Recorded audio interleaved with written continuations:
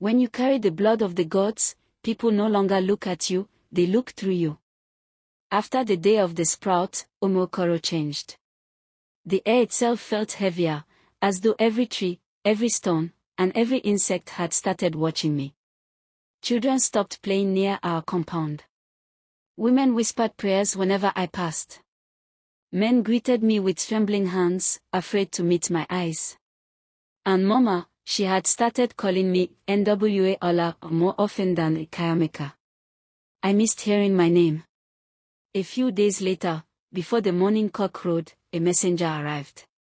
He was young, bare-chested, and his voice shook as he spoke. Dibia Okeke said the child of the earth must come to the sacred grove before the new moon. Mama said nothing. She only tied her wrapper tighter, took a calabash of palm wine, and told me, "You must go." I didn't argue. Deep inside, I already knew the humming had returned, louder this time, like a drumbeat calling me home. The sacred grove. We reached the grove just as the sun began to rise. The air was thick with the smell of clay and old incense. Giant Iroko trees surrounded the place, their roots twisting like ancient hands gripping the ground. White cloths hung from the branches, fluttering without wind. Dibia Okeke stood in the center, his eyes milky but sharp. Around him sat the 7 elders of Umokoro, their faces marked with chalk. At their feet were bowls of sand, water, and oil, the symbols of Ola. He raised his staff and said, "Today, the child of the goddess will take the oath of the earth. She will no longer belong to man, but to the soil that bore her." My heart pounded.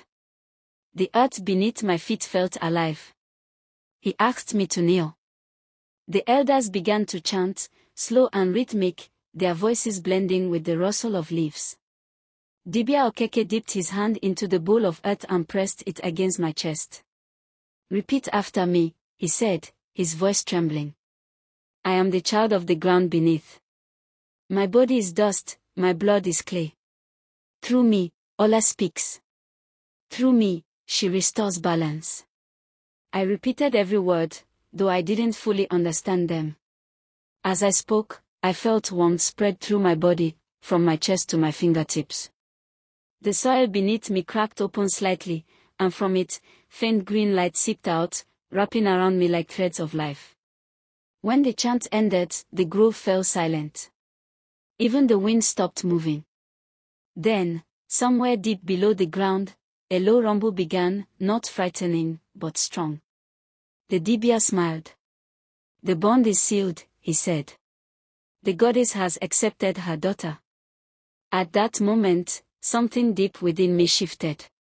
It was as if I could hear every living thing breathing, the ants beneath the ground, the roots of trees stretching, even the slow turning of the earth itself. For the first time, I wasn't afraid. For the first time, the voice inside me wasn't a whisper, it was clear. "You are mine, Kayamika. But the world will test you."